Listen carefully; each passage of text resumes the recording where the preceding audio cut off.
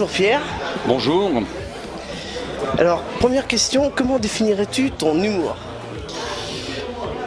C'est un humour qui ne se définit pas. Je crois qu'on le prend, on le prend en pleine figure et puis après on le définit en rentrant chez soi, tout simplement. C'est inclassable, inclassé. J'ai toujours été en dehors des sentiers battus, donc je me définis comme voilà, j'ai envie de faire rire des gens sur autre chose. C'est déjanté.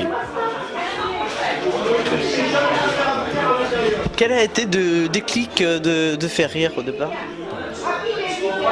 C'était quasiment naturel. Il n'y a pas eu de réflexion là-dessus. C'est une chose que j'ai toujours voulu faire. J'ai toujours été quelqu'un qui a fait des sketchs, qui avait envie d'amuser les autres et puis de faire rire les gens. Ça a toujours été un peu le pendant de ma vie. C'est vrai que c'est un truc qui me colle à la peau. Et voilà, j'en suis là aujourd'hui. Est-ce que tu trouves que l'humour a changé depuis les attentats, le Bataclan, Charlie Hebdo? Ouais, on est en pleine mutation, oui, c'est une chose qui évolue dans un certain sens, qui n'est pas forcément, à mon sens, le meilleur.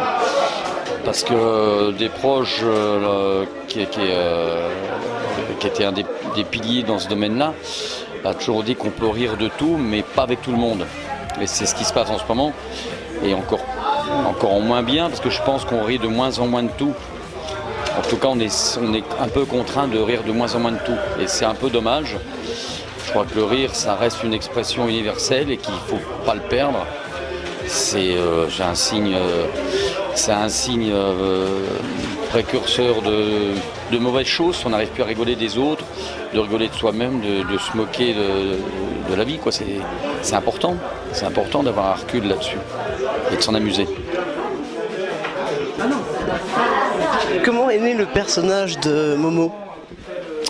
C'est un personnage qui est né un peu involontairement, parce que c'est un jeu qu'on faisait entre copains un jour, qu'on s'est retrouvé à faire des bêtises, enfin entre guillemets, à s'amuser, à créer des choses, à faire des petits sketchs. Et puis voilà, je me suis mis un jour des lunettes sur le nez, et puis j'ai fait ce personnage qui est venu tout doucement, que j'ai créé au fur et à mesure des spectacles que j'ai créés, que j'ai fait, qui s'est forgé tout doucement. Mais voilà, c'est parti d'une simple improvisation qui a pris forme et que j'ai gardée.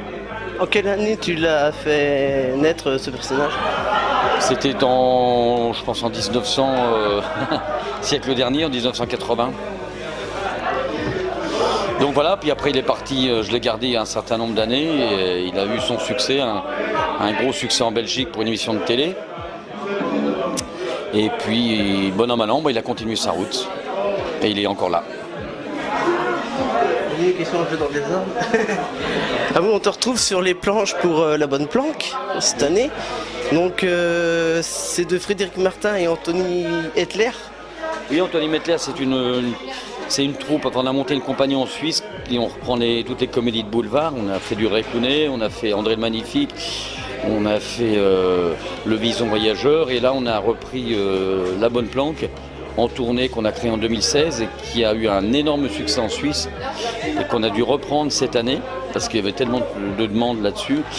Et on va s'exporter donc pour la première fois en France, puisqu'on va le jouer à Lyon le 16 mai dans un grand théâtre à Caluire, et on part sur un festival à Rochefort aussi. Donc c'est une première pour nous de partir avec cette pièce ailleurs qu'en Suisse. Et pas en Bretagne? Malheureusement non, parce que la réalité des choses, malheureusement, il y a un coût financier qui est important. Donc voilà, ça s'est prévu comme ça pour ces deux dates. Alors que peut-être que l'avenir nous dira qu'on pourra aller à l'avenir faire des pièces ailleurs qu'en Suisse. Et ça serait notre plus grand souhait. Et peut-être, pourquoi pas qu'un jour on viendra peut-être en Bretagne si un théâtre nous accepte et a les moyens. Est-ce que ça change par rapport à l'adaptation de François Pirette? Oui, complètement, oui, parce que la pièce que j'avais jouée avec Pirette en Belgique en 92, Non, c'est plus 2000 non, je sais plus. 2000, attends, j'ai dû noter 2003. 2003. Oui, 2003, c'est une pièce qui avait été réadaptée par Pirette, qui a eu un très grand succès aussi, bon, avec des aléas de production qui ont contraint l'abandon de la pièce en cours de route. C'est très dommage. Et voilà, donc on n'a pas pu profiter de l'élan du succès. Et la pièce qu'on a refaite, que j'ai remontée en Suisse il y a 2 ans, on l'a réadaptée. Et on est reparti sur un autre univers, et en gardant l'esprit des années 60, en refaisant le texte aussi, sur le début notamment, pardon, et ça fonctionne merveilleusement bien. As-tu d'autres projets théâtrales ? Oui, on repart. Bien sûr, ça n'arrête pas, on est en train de préparer pour la saison prochaine Oscar, qui est une pièce qui avait été faite par De Funès et qui va partir en tournée donc en 2018-2019 pour une tournée suisse encore une fois, mais bon, on verra si on peut venir en France avec cette pièce. Tout dépend du succès. On t'a vu au cinéma l'année dernière, Choupette en début d'année, Knock. Qu'est-ce que ça t'en ressort comme expérience ? Alors oui, c'est Chouquette à Sabine Azéma et puis oui, Chouquette, ouais. Et puis Michel Larocque. Une super expérience, vraiment bien. C'était un film un petit peu intimiste. C'était vraiment mes premiers pas là-dedans. Tourné en Bretagne. Qu'on a tourné en Bretagne, ouais. J'ai passé beaucoup de temps en Bretagne et le fait de rencontrer Larocque et Sabine Azéma, pour moi, c'était un privilège énorme. Et je me suis merveilleusement bien entendu avec les 2 comédiennes, surtout avec Sabine. On est devenus assez copains. Et puis bon, voilà, l'expérience de tournage de ça. Puis après la suite s'est enchaînée. J'ai eu la chance d'enchaîner 2 films l'un derrière l'autre avec Knock et Omar Sy. Et puis un casting de rêve, quoi, derrière. Donc vraiment de belles expériences, ouais. On t'a proposé d'autres rôles pour le cinéma ? Oui, après, bon, il y a eu des expériences qui n'ont malheureusement pas abouti, mais oui, après, ça démarre tout doucement, on va voir ce que ça donne. On te reverra prochainement, je pense. Ah, j'ose espérer, mais pour l'instant, il n'y a rien encore de bien concret, ouais. Oui.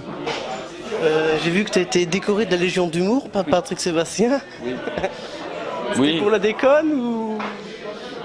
Oui, ben bien sûr, c'est toujours pour Sébastien, c'est toujours pour l'humour qui prime avant tout, mais c'est quelqu'un que je défends contre vents et marées parce que il est manifestement décrié par pas mal de gens qui n'aiment pas pour diverses raisons qu'on peut comprendre, parce qu'il y a toujours l'égocentrisme de certaines personnes qui est un peu pénible quand on est dans sa cuisine, sa salle à manger, à regarder, mais c'est quelqu'un qui a d'une intégrité morale parfaite, qui est très respectueux des artistes, du monde artistique, qui est très fidèle, qui est d'une fidélité redoutable par rapport aux gens qu'il a rencontrés, qu'il a énormément appréciés.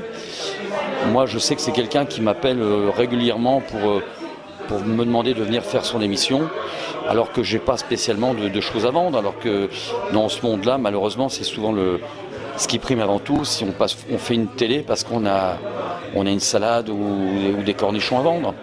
Moi, j'avais pas de spectacle à Paris, mais c'est quelqu'un qui appelle parce qu'il aime les gens et que ça lui fait plaisir de partager ce moment-là avec les gens qu'il aime, tout simplement. Et on passe un super moment. Ça fait 6 fois que je fais son émission et chaque fois, c'est un grand plaisir. Oui, il y en a plein qui viennent pour les années bonheur.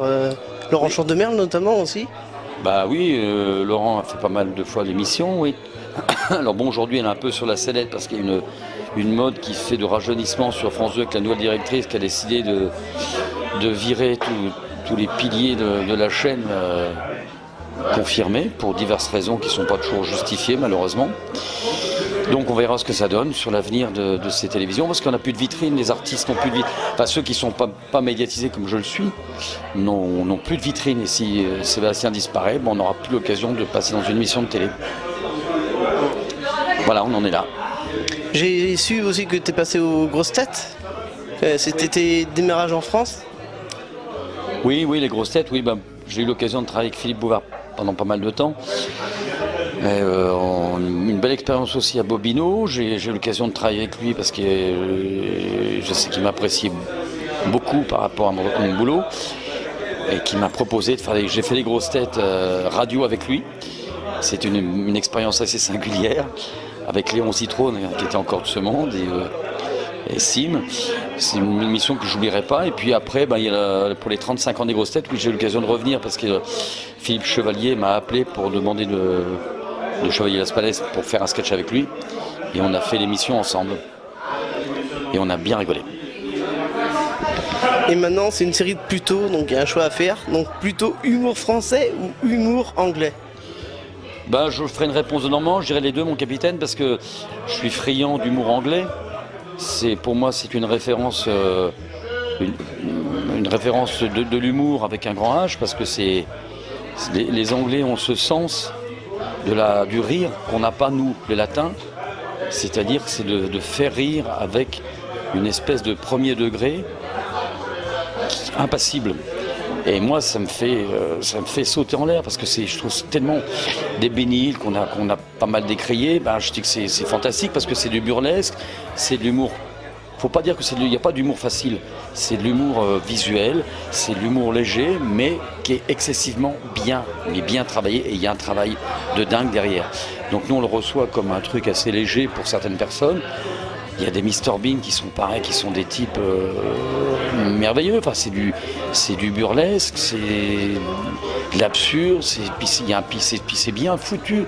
Des George Carl, des gens comme ça, moi je trouve que c'est fabuleux. Les films aussi, un poisson nommé Wanda ou Joyeuse Funérailles, moi c'est des comédies anglaises qui sont, c'est un trésor pour moi, un trésor d'idées. Et l'humour français, on a encore des choses à prendre. Je ne dis pas qu'il n'y a pas de choses excellentes. L'humour français, il y a des gens qui sont très très bons. Moi, des Didier Bénureau, ça fait partie des références de l'humour aussi. C'est des types qui sont sous-exploités, sous-vus, mais qui sont d'une drôlerie épatante. Plutôt Cubitus ou Lucky Luke? Ah oui, Cubitus, c'était une belle expérience. Oui, c'était avec Michel Rodrigue qu'on a sorti cet album. Lucky Luke aussi, parce que j'ai rencontré du coup pas mal de dessinateurs et HD qui a repris le dessin de Maurice. C'est devenu aussi un copain, comme pas mal de gens. J'ai rencontré Tibet, j'ai rencontré François Valtéry, j'ai rencontré tous les grands de la BD que j'aurais jamais supposé un jour pouvoir côtoyer et qui sont devenus des copains, oui. Et c'est une belle rencontre dans un tout autre domaine. Mais bon souvenir. Plutôt les Vampes ou les Baudins? Les deux, parce que c'est des univers que j'aime énormément. Moi, les Vampes, Nicole et puis Dominique, que je connais très bien. C'est des personnages qui sont superbes. Comme il y a eu la Madeleine Proust avec Laurence Sémonin, c'est moi tout ce qui est personnage campé à fond et on y croit et on est dedans. Et les Baudins, Vincent, c'est un ami qu'on se connaît depuis 25 ans aussi, 30 ans pratiquement. Ils vont au bout des idées, ils vont au bout de ce qu'ils font et c'est ce qu'il faut faire. Il faut persévérer dans ce qu'on a envie de faire et puis jouer la comédie comme on doit la jouer. Et c'est comme ça que ça marche. Il ne faut pas être superficiel dans la façon de le faire. On te voit dans les films notamment. Oui. Vincent m'a demandé de faire chaque fois de participer à ces films avec une grande joie. Donc je viens faire le cousin Momo. Oui. Plutôt bagages ou valises? Les valises, c'est un peu ma seconde maison. Oui, il y a la voiture et la valise, surtout en ce moment, on est toujours sur les routes. Donc c'est un peu le métier qui veut ça. C'est un déplacement constant et on est toujours par Mons et par Vaux. Oui. C'est bien parce que ça fait des voyages. C'est un peu le côté pénible de l'histoire, mais en même temps, on rencontre tellement de gens et tellement de beaux moments que c'est la contrepartie de l'histoire. Et plutôt humoriste ou avocat? Non, avocat, non. Non, même si j'ai fait des études de droit qui n'ont pas été très loin, mais non, c'est une chose que j'ai essayé, qui m'a plu dans un certain domaine, mais après, le côté théâtral a pris le dessus, et puis c'est dans les gènes, je crois qu'on ne peut pas lutter contre ça, donc il faut faire sa passion, il faut vivre sa passion, et puis aller au bout. Merci Pierre pour cette interview. Mais de rien.